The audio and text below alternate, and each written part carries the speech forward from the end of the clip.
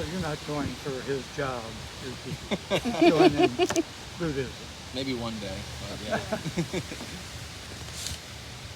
Yeah, studying the teachings and having studied Mahayana Buddhism, which is a branch that came after, looking into things. Everybody knows who His Holiness the Dalai Lama is. That's a different type of Buddhism altogether as well. And they almost stray away from being able to teach that we ourselves are able to achieve nirvana, that you can help other people achieve nirvana, but you have to take the back seat. You're not allowed to do it. Theravada is different. We're able to achieve that, and then through our own practice, help others to achieve the same thing. Through your own lived experiences and the things that you've been able to achieve, overcome, and then present to other people in a wonderful way, which I think is magnificent. Meditation, I think everybody, regardless of what religion or no religion you practice, should just practice meditation, starting off 2 minutes at a time, 5 minutes, 10 minutes, and then eventually you might sit there for me, and I ended up sitting in a meditative state for 100 minutes, and I felt like I wasn't even on this planet for a while. And I was like, whoa. And it's always different. It's a way to quiet the mind. We talk about one of the things he mentioned, and one of the things that we see through meditation is not to necessarily try and silence the mind, but to observe your thoughts as they go by. The notes, like noting. Yeah. That's. You're just watching a thought, if it's a negative thought, and this is something else that he is helping us practice and study is CBT, cognitive behavioral therapy as well. And with that, that's something that's hugely beneficial to all people as well, because you're able to see those things. You have a weird thought, doesn't matter what it is, you don't have to sit with it. You don't have to dismiss it, but if we almost ignore it, it's not going to bother us anymore.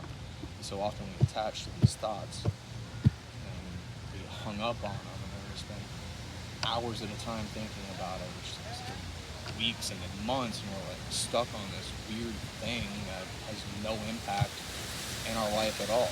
Being scared of something that's never going to happen, or worrying about something that's already happened, or ruminating about. Yeah. Just let it go. Yeah, the whole let it go piece is probably one of the harder things for myself, because it's like doing that all my life. letting stuff go. Yeah. It looks pretty enlightening to me.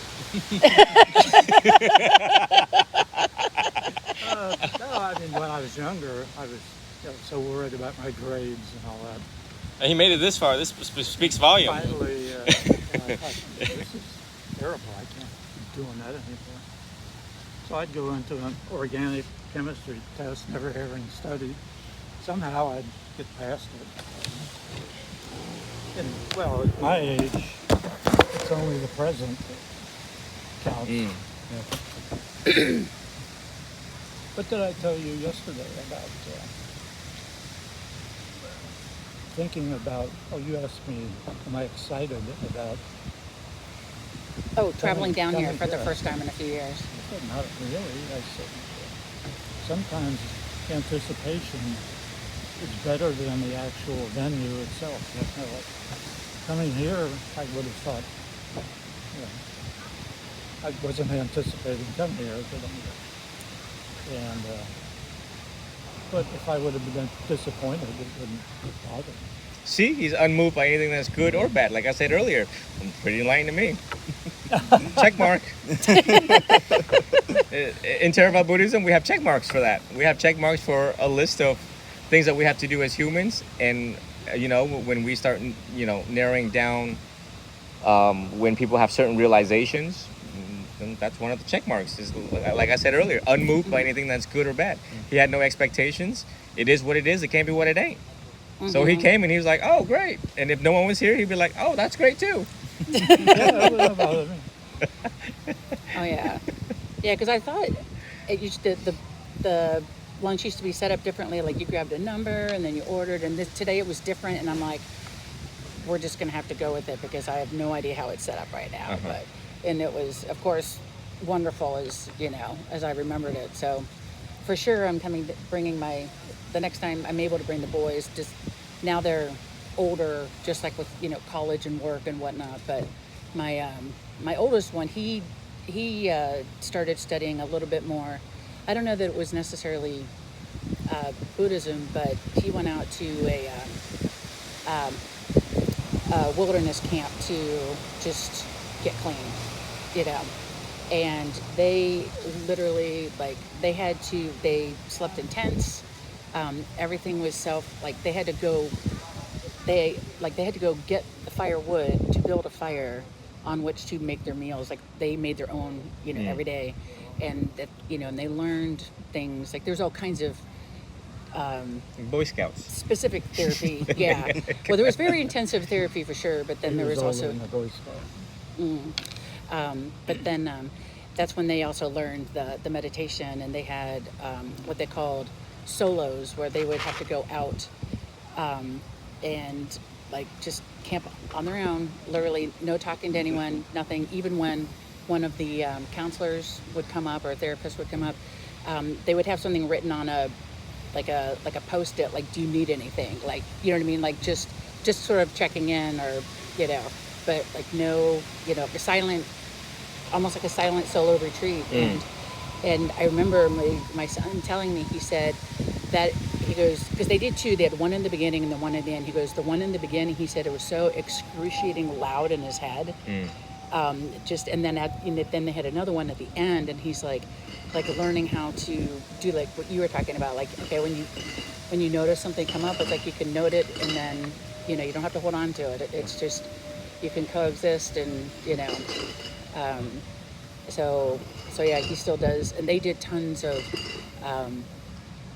yoga and meditative yoga, so not just the exercise, but the actual, meditation aspect of it. And there's definitely, I mean, there's some things that he went back to, but there's a lot of stuff that he still carried forward. And he's definitely excited about coming here, experiencing this when they come back down. For sure. But yeah. Well, you call me if you want me to inspire them. I have my ways of figuring out where they're at in life and selecting the proper 84,000 teachings to meet them where they're at. So you're here, and then, but with this being like rotating, like how long are you? So I'm just a visiting monk, as in I live in St. Pete, so I drove here to let these guys have some fresh air and take a break from our practice. Okay. I don't reside or associate with this monastery. Oh, okay. I've already done my apprenticeship, so I'm an independent monk. Oh, so those are the only monks that are here, the ones going through their apprenticeship. Right. Gotcha. Or they're resident monks because they've done their apprenticeship, but it's like to stay within the monastic order. Gotcha. The organization. Yeah. I've already done my 8 and hit the gate. They will. No they will overtime. appreciate you. I can guarantee you, they will appreciate you. So I'll have to figure out when I can get them back. Oh my gosh, it's 2:00. So thank you. Thanks Thank a you lot, so guys. much. The feeling is mutual. Thanks for This putting is- up with it. Oh, this is, yes, thank you. This is wonderful. I so appreciate Monks are not allowed to touch women, so I'm sorry. Yeah, but my blessing to all of you. Oh, okay. My I'm blessing not a to all woman, of you. And we will meet again. We'll meet again. I think we all learned from each other today, and I think they got the most out of it. You got a lot out of it. So we hope to see you guys back. All right. Can thank you very change much. my name to protect the innocent when you talk about this case study? First name O, last name No. My name is Venerable. First name Witch, last name Wei. Have a good afternoon. Thank you. As well.